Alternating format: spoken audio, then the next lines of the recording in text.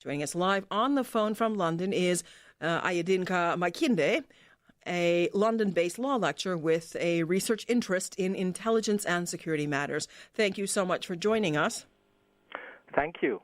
Pleasure to be here. And now, in your opinion, I mean, the really scary stuff, a world war in the offing. Are we really far from a situation where we could end up with World War III? It's a situation that is possible. It's not a situation that is inevitable. But I think what is extremely worrisome about the situation today is the level of brinkmanship and the belligerence that is emanating from the NATO side, which you have to put in the context of the fact that a coup d'etat sponsored by the United States of America took place in Kiev. And so Russia's reactions have been defensive rather than the offensive manner in which the press have categorized it in the West. So this talk about expeditionary forces and deploying rapid response forces is heightening the tension, which potentially could snap. And so the issue from my point of view is that there is a problem with public awareness about the dangers of a nuclear exchange. You see, back in the 1960s, beginning at the end of the 1950s, you had a school of thought in the United States led by a man named Herman Kahn, who was part of the right-wing RAND Corporation, who claimed that a nuclear war was winnable.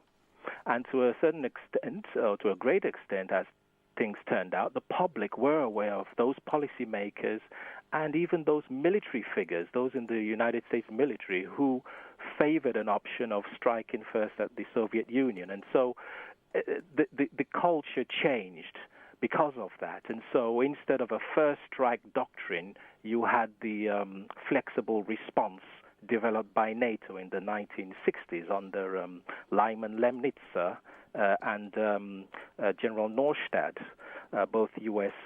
military commanders. In today's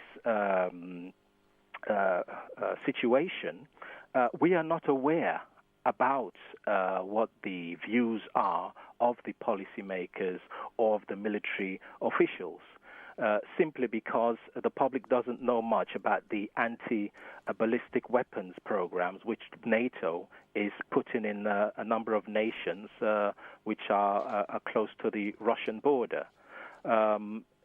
Turkey, Bulgaria, and Poland.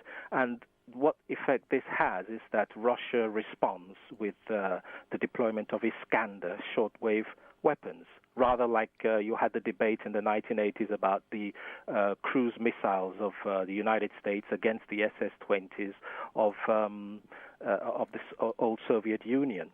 So the one fundamental issue now, therefore, is that instead of a flexible response doctrine, both the armed forces of Russia and the United States, NATO, absolutely believe in a preemptive nuclear strike option, a first nuclear strike option, if there was a battle that commenced. And this is the frightening aspect of it: lack of public awareness, lack of public pressure to bring out transparency.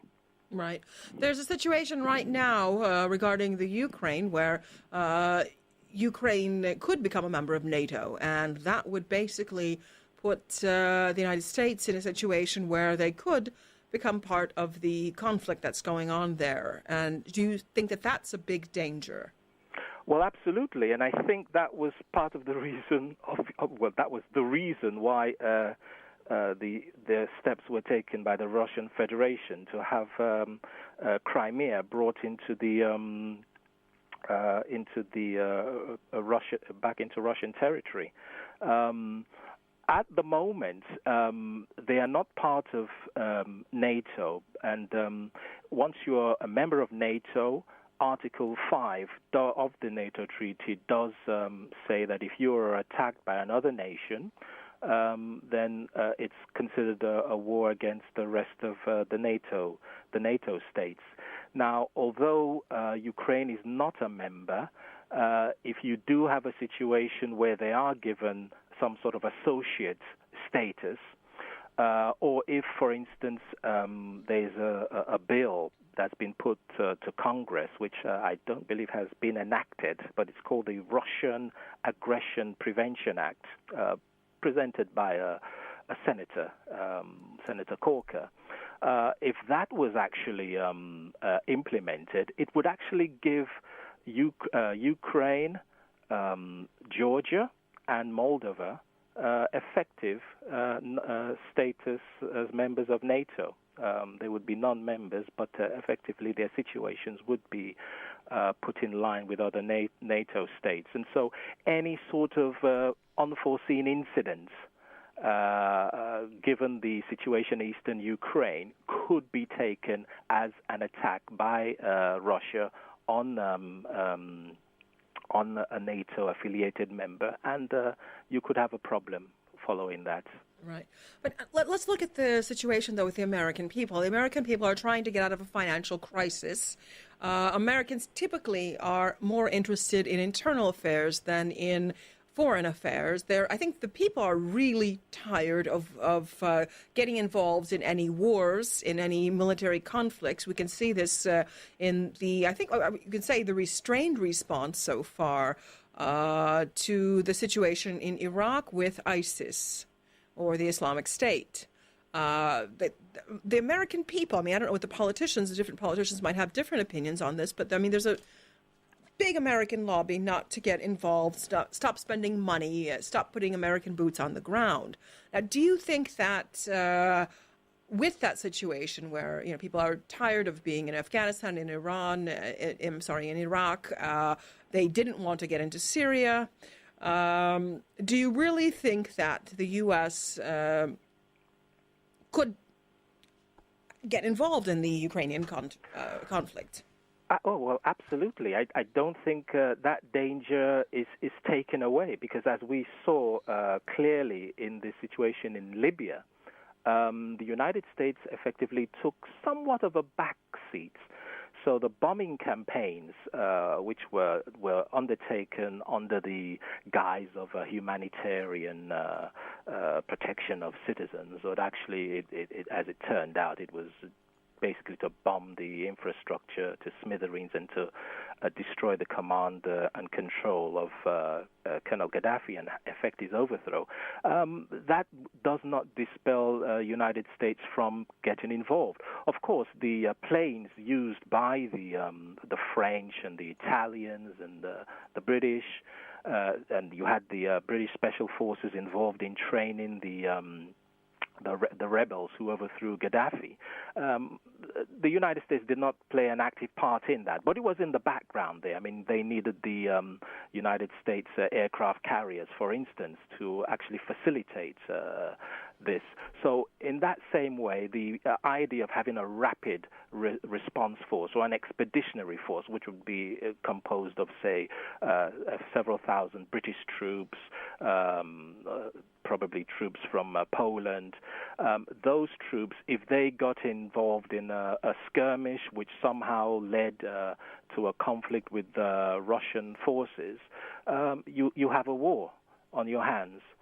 So that is the way in which things can happen by the back door. But it is an important point. And as you mentioned, Syria was the issue in which it was made patently clear, because constituents were ringing up their senators and saying, look, we do not want to have anything to do with bombing Syria. And, of course, the British Parliament voted against it, and I think this is where the public awareness issue comes into it. But just to reiterate in regard to your question, even though American troops may not be in the forefront, that in itself will not be a guarantee that NATO may not at some point get involved in some sort of military skirmish, which may have terrible consequences. Right. I have a question for you. It perhaps is borderline philosophical. How did we get so far? I mean, just years ago, there was discussions between the U.S. and Russia of a joint missile defense system in Europe. Now we have, and Ukraine has always been one of Russia's partners, one of Russia's allies. I don't know. It has. There's so many similarities between the cultures and the languages and the religions and everything else. Very similar history in the past 100 years, in any case, for Ukraine and Russia. And how did we get this far? Well, it is a thing to ponder. It is a thing to be sad about, but it is something that the West obviously needs to be aware that when you refer to Ukraine itself means the land on the edge. So that gives you an idea of how it originated.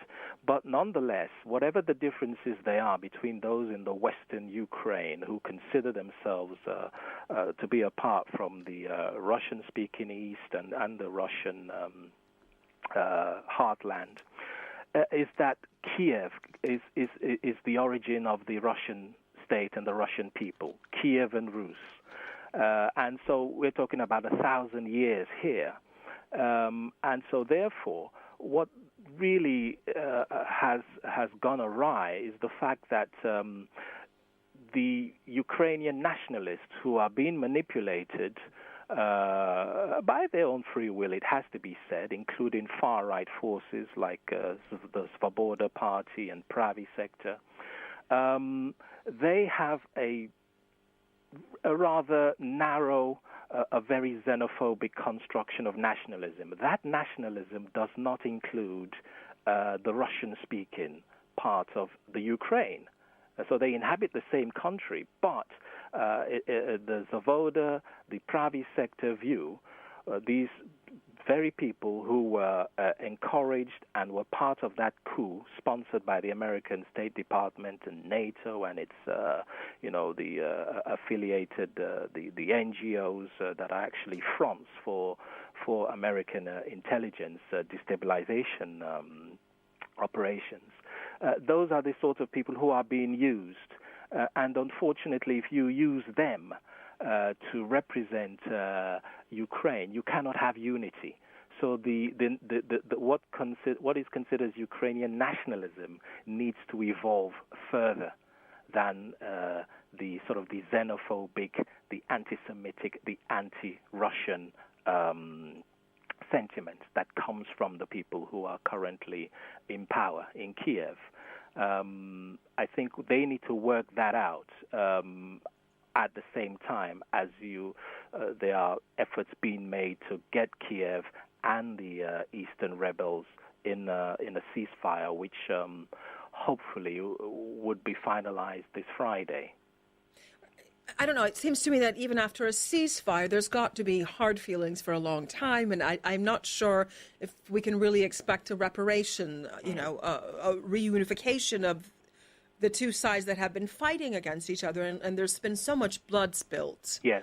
And it's a lot of really young people who've died, and there hasn't even been a war declared. Absolutely.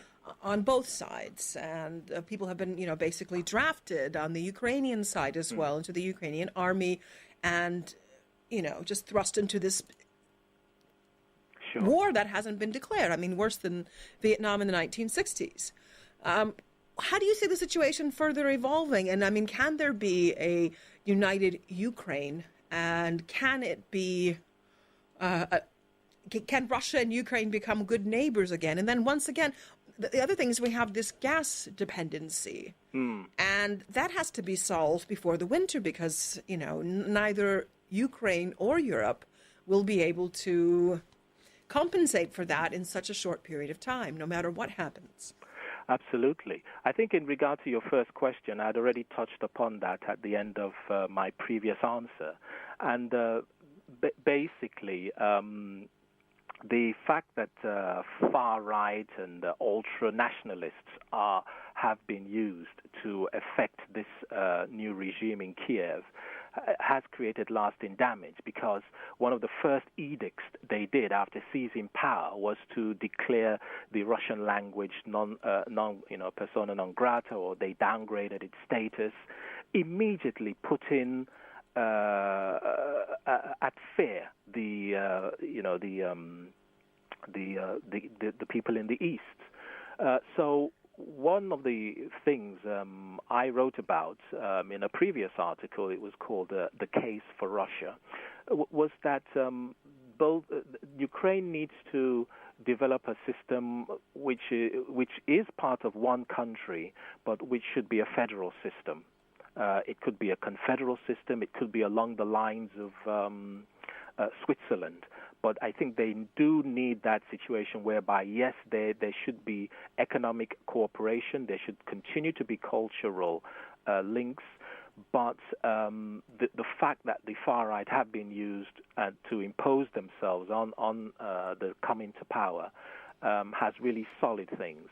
So I think there must be a conference, some sort of a constitutional conference, which will underwrite the idea that Ukraine can continue, but it cannot continue from the center in Kiev. It must take the shape of a federation. The other part of your question about gas is also very important, and this brings us to another issue: why America is so anxious to co-opt the Ukraine. I don't believe it's some big love of the Ukraine. Before President Yanukovych was deposed from power, you didn't have a situation where one part of the country was being bombed to death or being starved and being, ethnically cleansed.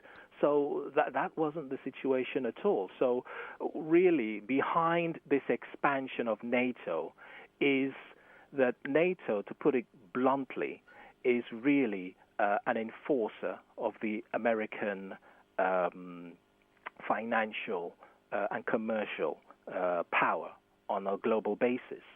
Because once they do get into Ukraine, as the EU financial package shows, it's going to be about austerity. It's going to be about cutbacks, social welfare. It's going to be about selling off public assets at knockdown basic prices, just like happened in Russia in the Yeltsin years, and the country is going to be plundered and looted, quite frankly. So that natural gas issue, which also is an issue with why President Assad, they want him to be overthrown, is very, very crucial, because the impression is that they don't want Russia to have any control over that. That is something, again, which the West should be mindful about. And I think this is where a country like Germany should try and bring influence to bear, both in its role within the EU and also within NATO, because we have to understand that although we have these big powers like Britain, Germany, and France, America is the top dog. It is the top shareholder in NATO. It gives the orders. But Germany should try and carve out an independent position, which will affect the varying strands of relationships and issues that come out of Ukraine. Right. Strategic issues to do with, obviously, naval bases in the Crimea, and also to do with natural gas and trade. Right. Regretfully, we are out of time. We have to go to news. We should have gone to news a minute ago, but we've been talking to Mr. Adeyinka Makinde. He's a London-based law lecturer with research interest in intelligence and security matters. Thank you so much for joining us.